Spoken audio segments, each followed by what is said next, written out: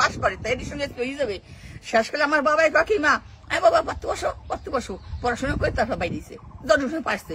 আমি গাড়ি পড়াইছি বলতে চাই তোর সরাই বাগাই নিয়ে যেত। আমি না বাবা পড়ো, বাবা সারা জীবন শান্তি করতে পারবা পড়ো। প্রমোশনের জন্য সে লেখাপড়া করছে, সে এডিশনাল এসপি, সে এডিশনাল এসপিতে পরীক্ষায় পাশ হয়ে গেছে। 2 দিন পরে এডিশনাল এসপি চেয়ারে বসবে, বউ পড়তে দেবে না।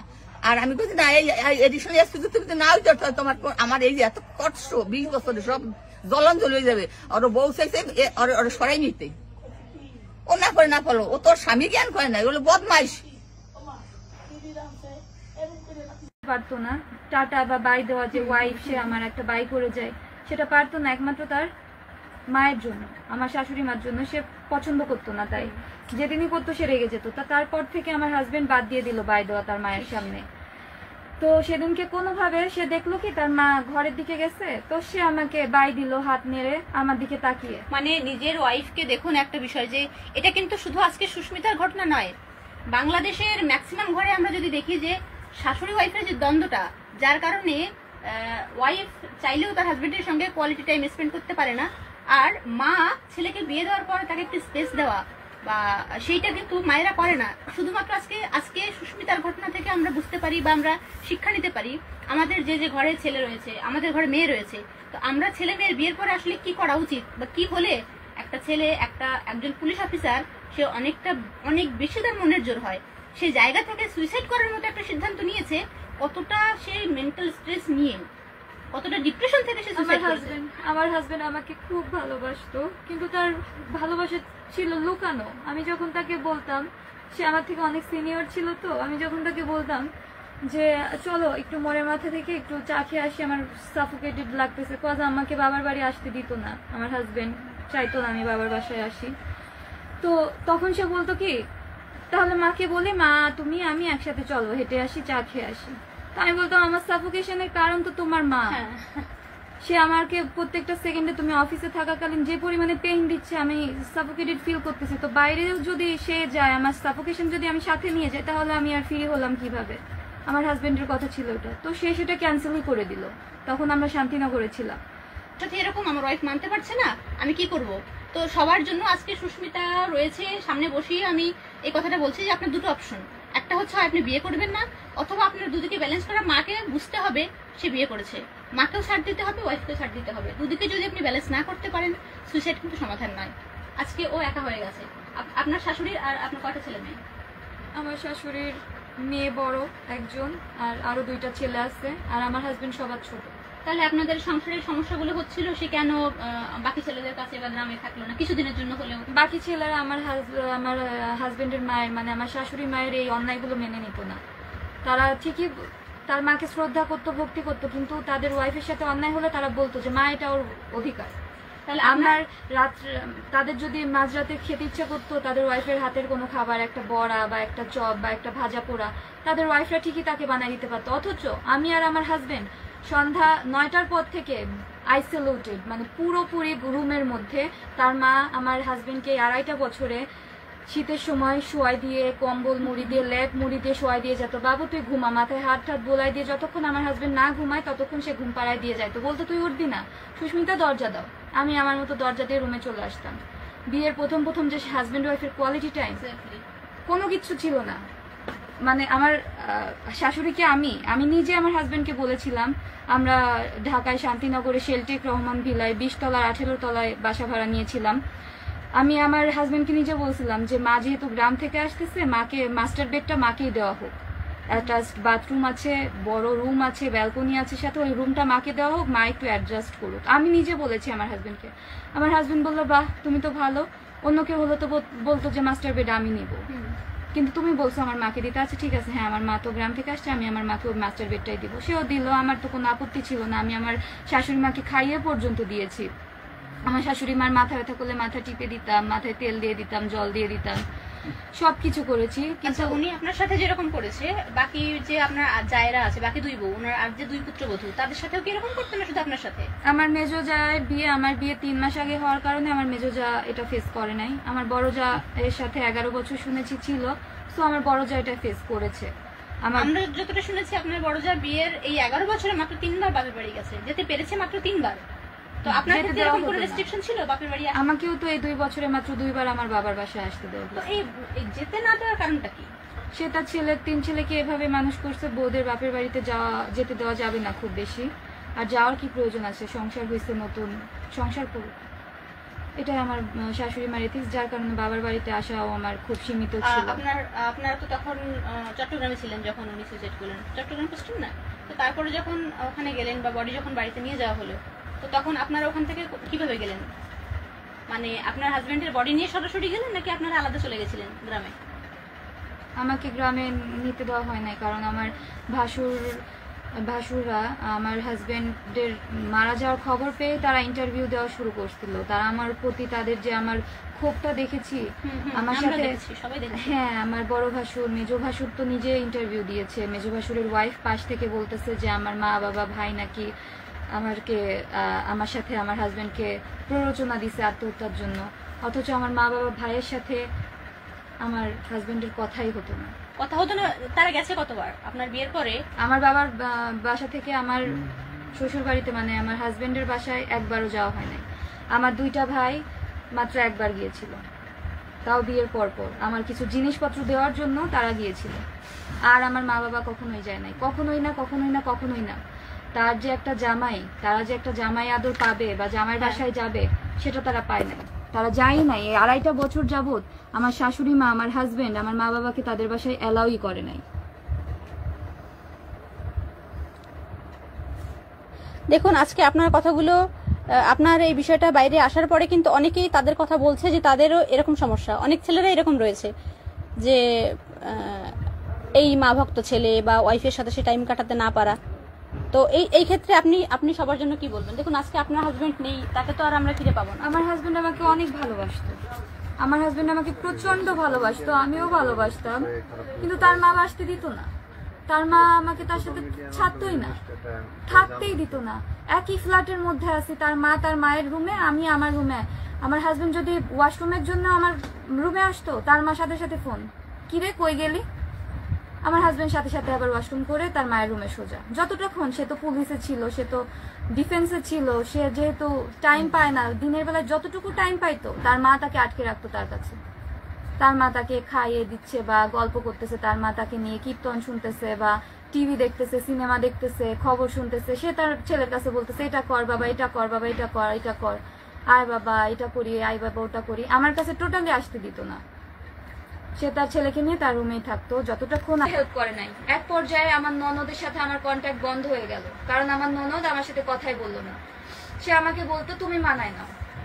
আমার মার বয়স হয়েছে, আমার মা এরকমই। না, বয়স তো খুব বেশি বয়স হয়েছে তো আমরা দেখছি না। উনি খুব বেশি থুতথুরে বুড়ি হয়ে গেছে এমন? আমার শাশুড়ি মার বয়স হয়েছে কি, সে খুব নিজেকে গুছিয়ে রাখা না। আমার খুব পছন্দ হতো আমার শাশুড়ি মাকে প্রথম যে সে নিজেকে খুব গুছিয়ে রাখে। হয় না, কিছু কিছু মহিলা বয়স হলে তো তাদের দিক বিদিক থাকে না, বাট আমার শাশুড়ি মার খুব ভালো মতো নিজেকে টিপটপ রাখতো, শাড়ি পরতো, সুন্দর সুন্দর পোশাক আশাক। আজকে আপনি জাস্ট 20-র কাছাকাছি বয়স, সেখানে আপনি একটা সাদা ওড়না মুড়িয়ে এখানে আজকে বসেছেন ক্যামেরার সামনে। আর আপনার শাশুড়িকে আমরা দেখুন, আমরা কাউকে ছোট করছি না, এখানে কেউ দা নিউজের শত্রু না, কেউ মিত্র না, আমরা সত্যিটা সামনে আসুক এটা চাই। সেই জায়গা থেকে আপনি আজকে আমি দেখছি আপনার কান খালি, গলা খালি, কোথাও কিছু নেই। আর ইনি কিন্তু আমার হাতে শাখা বলা ছিল, আমার হাজবেন্ড নিয়ে গেছে।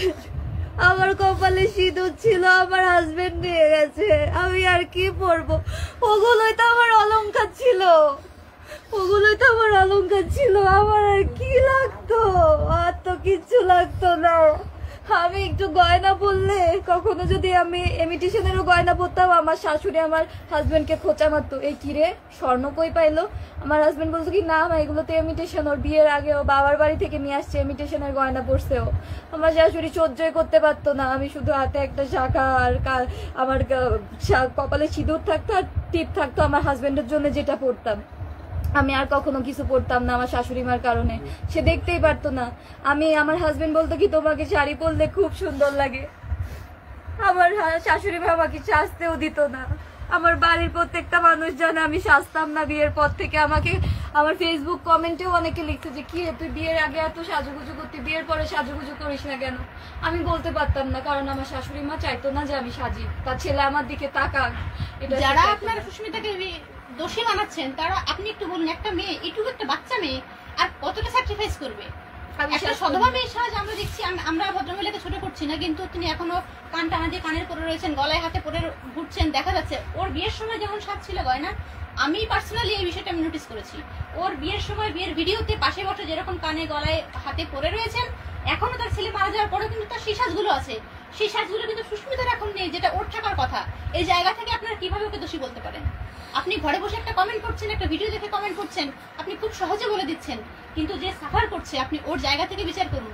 প্রত্যেকের ঘরে আমাদের মাও রয়েছে, বোনও রয়েছে, নিজের মেয়েও রয়েছে। আপনার ঘরে হলে আপনি কি করবেন? আমার হাজবেন্ড এত রিস্কি কাজ করে, সে ডিফেন্সে আছে, সে র্যাবে ছিল, কোনো সমস্যা হয় এর দায় কিন্তু আমার আসবে, এর দায় কিন্তু আমার চাকরি চলে যাবে। মা তুমি একটু নিজেকে সামলাও। তো আমার হাজবেন্ড কখনোই সেটা মানতে রাজি না, বলে যে না ভাইয়া সমস্যা নাই, আমি আমার মাকে মিথ্যা বলি নাই, আমার মা জানে আমার ওয়াইফ আপনাদের অফিসে আসছে। সো আমার মা এটা বিশ্বাস করবে না। কোম্পানি কমান্ডার ভাই অনেক চেষ্টা করেও আমার হাজবেন্ডকে বোঝাইতে পারে নাই। সে রাত 9:30টার দিকে আমাকে নিয়ে অফিস থেকে বাসায় গেল।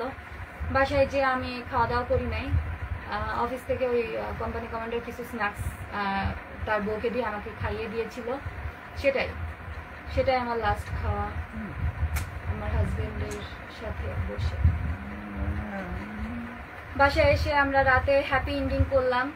আমরা হ্যাপিলি, আমরা হাজবেন্ড ওয়াইফ সব ঝামেলা ঝঞ্ঝাট সব মিটমাট করে আমরা ঘুমাইলাম। কারণ আমার একটা শুধু মাথায় ঘুরতো যে আমার হাজবেন্ড তো ঘুমাইতে পারবে না, আমি যদি ঝামেলা রাগারাগি নিয়ে শুয়ে পড়ি আমার হাজবেন্ড ঘুমাইতে পারবে না। সো দ্যাট আমি সব ঝামেলা মিটাইয়া তারপরে আমি ঘুমাইতে গেলাম আমার হাজবেন্ডের সাথে। পরের দিন সকালে আমার শাশুড়ি আবার সেম ক্যাচাল, সেম ঝগড়া, সেম ঝঞ্ঝাট। পরে আমার আর সহ্য হলো না। আমি আমার হাজবেন্ডকে বললাম এবারও যদি তুমি বিচার না করো আমার আর কিছু করার নেই। তো ওই যে বললাম যে আঘাত টাঘাত করছে ওই দিনের ঘটনা তো বললাম। তো লাস্টলি আমার হাজবেন্ড কথা বলছে তার মার সাথে, কথা বলে বাসা থেকে বেরোয় হয়ে গেছে, আর কথা হয় নাই। ওই দিনকে সকালের পর থেকে আমার হাজবেন্ডকে ও যাওয়ার আগে আমাকে একবার বাইও বলে যায় না, একটা হিন্টসও দিয়ে যায় নাই যে আমি বুঝবো। ও আমাকে বলেও না যে তুমি ভালো থেকো, কোনো হিন্টস দিলে আমি বুঝতে পারতাম যে ও কিছু একটা করতে যাচ্ছে, আমাকে কিচ্ছু বলে নাই, কিচ্ছু না, একটা ফোনও দেয় না।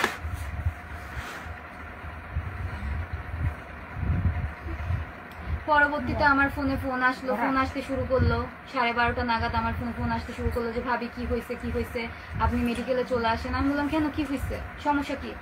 এরপরে শুনে আমার হাজবেন্ড সুইসাইড করছে। আমি শুনে জাস্ট বাসা থেকে বের হয়ে রাস্তায় পড়ে গিয়েছিলাম। আমার হাজবেন্ডের অফিস থেকে গাড়ি আসছিল আমাকে নিতে। গাড়ি আসার পরে আমি রাস্তা থেকে উঠে বসছি,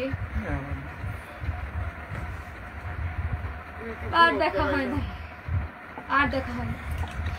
দেখতে দেয় নাই, বেলা 2:30 অব্দি আমার হাজবেন্ডকে তারা দেখতে দেয় নাই। তারা আমাকে বললো হাজবেন্ডের চিকিৎসা চলতেছে, ডাক্তার দেখা করতে দিবে না।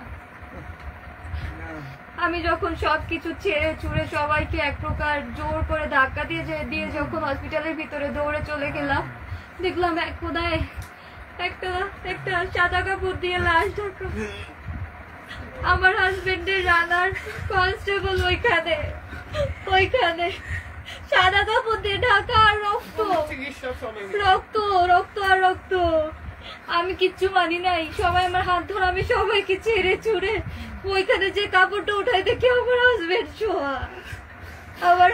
শোয়া, ওর নাকে মুখে রক্ত, ওর এত যে রক্ত, বান্ডিল টিস্যু ভিজে গেছে রক্তে, তাও তলিয়ে যাচ্ছে। পোস্টমর্টম করতে নিয়ে যাবে তার আগের পজিশনে আমি আমার হাজবেন্ডকে জড়িয়ে ধরছিলাম লাস্টবারের মতো, দেখলাম আরে রক্ত, আমার 2 হাতে কত যে রক্ত ছিল, কত রক্ত। আমার হাজবেন্ড অনেক কষ্ট পেয়ে মারা গেছে, আমি জীবনে ভুলতে পারবো না, আমার সারা জীবনের আক্ষেপ থাকবে। আমি আমার শাশুড়ির হাতে পায়েও ধরে বলেছিলাম যে আমার একটু সংসারটা করতে দেন, আমার শাশুড়ি আমাকে সংসার করতে দেয়নি, আমার আক্ষেপ থেকে যাবে, আমার বয়স কুড়ি, আমার সারা জীবনের আফসোস থেকে যাবে আমার হাজবেন্ডকে নিয়ে, যাকে আমি জীবনে প্রথমবার ভালোবেসেছিলাম, আমার স্বামীকে, তাকে নিয়ে আমার সংসার করা হলো না। আমি কিভাবে বাঁচবো? ও নিঃশ্বাস নিতে পারতেছে না, ওর গা কত যে শক্ত ছিল, ঠান্ডা ঠান্ডা, ওর হাত পা শক্ত। ও যে কত সুন্দর ছিল, ও যে কত সুন্দর ছিল, আমার হাজবেন্ডের মতো সুন্দর ছেলে আমি দেখি নাই আমার লাইফে দেখি নাই। ও আর আসবে না, ও আমাকে এসে জড়িয়ে ধরবে না। ও যাওয়ার আগে আমাকে একবার বলেও গেল না, যাওয়ার আগে